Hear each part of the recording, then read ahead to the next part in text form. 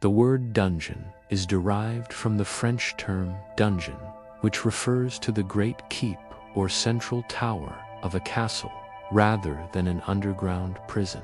The French word for dungeon is actually cachot.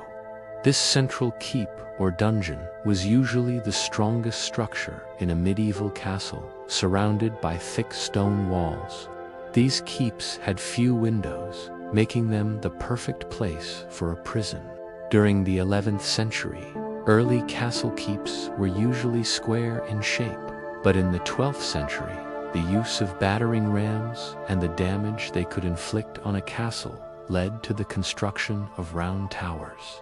A round structure was harder to damage, being the most secure part of the castle. In the early Middle Ages, the Great Keep was where the lord and his entourage would lodge, and it was the perfect place for them to take refuge if the rest of the castle was overrun by enemy forces.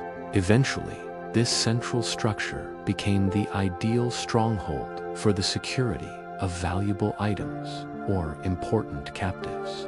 The word dungeon later came to mean any type of jail within the confines of a castle, but it was mainly used to describe those that were underground. Although not originally built for this purpose, these basement areas did make perfect prisons. During the early medieval era, imprisonment was not really a common punishment.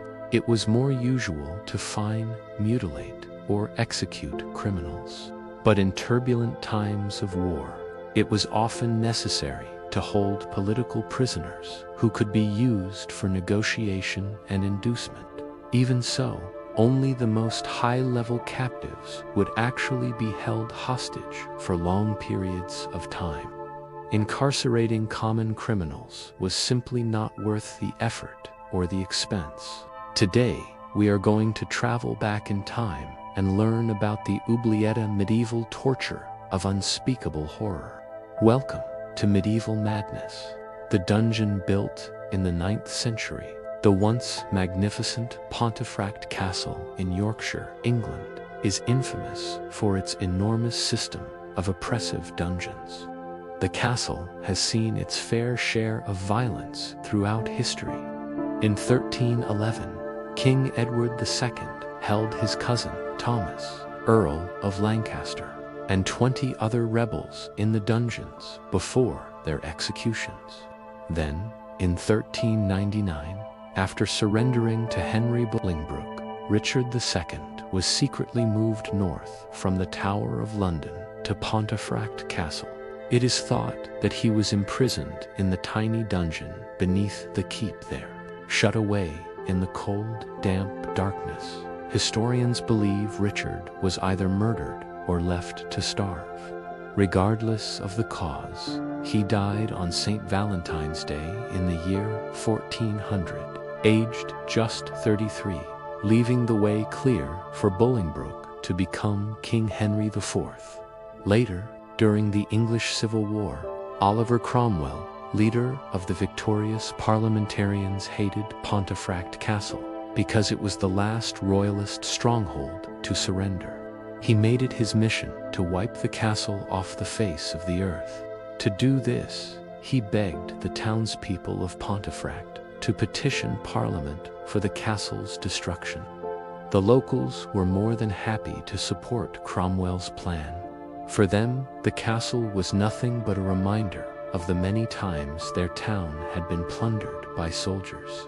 Marching to the fortress, their houses robbed, their men killed, their women assaulted, Cromwell's petition succeeded, and work began on the destruction of the castle in 1649. The ruins of Pontefract Castle can still be seen today. Behind what remains of its once magnificent curtain wall, some 35 feet below ground, lie the dark and depressing dungeons. The bottle, originally built in the late 12th century, St. Andrew's Castle, stands on the coast of Fife, Scotland. During the Scottish Wars of Independence, it changed hands several times between the Scots and the English under King Edward. In the northwest corner of the castle is a sea tower that once served as a prison. The higher floors were used for guest accommodation, as well as for imprisoning nobles under house arrest. On the ground floor were two chambers. The first, a small room with a narrow ventilation slit. The second, the notorious bottle dungeon, cut out of solid rock. This chamber was 24 feet deep, wide at the bottom and narrow at the top, with no windows and no ventilation. Prisoners were lowered into this pit and left to rot. One unfortunate captive, David Stuart, Duke of Rothesay and heir to the Scottish throne, was imprisoned there in 1402. He did not die in the bottle, but was transferred to Falkland Palace, where he was left to starve. Murdoch Stuart, Duke of Albany, was also held at St. Andrews before his execution for treason in 1425. Even Patrick Graham, the first Archbishop of St. Andrews, was confined there after being declared insane. The Oubliette, being imprisoned in the Middle Ages, was rarely a pleasant experience. While nobles held for ransom were sometimes treated with a degree of comfort, most people endured horrific conditions.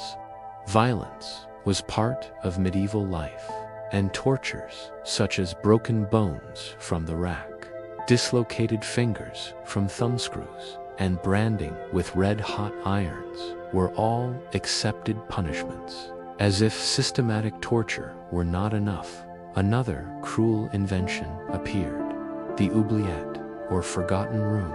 Many who were thrown into this brutal pit would never see the light of day again.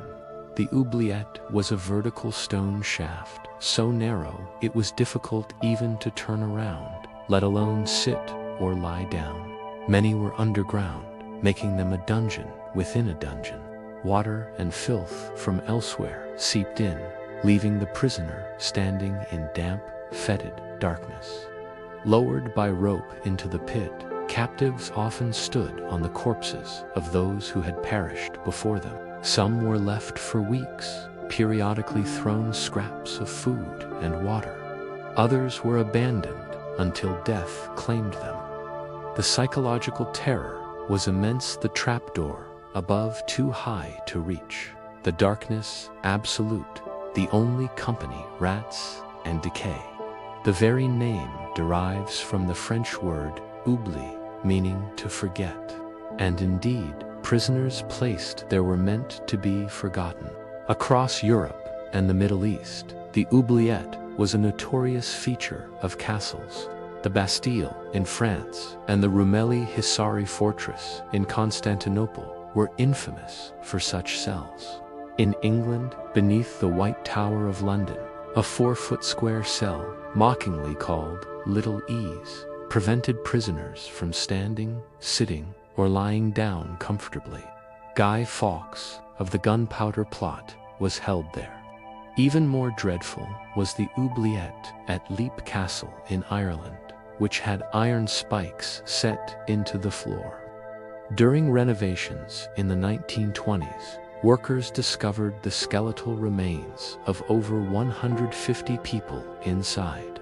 Thank you for watching this episode of Medieval Madness.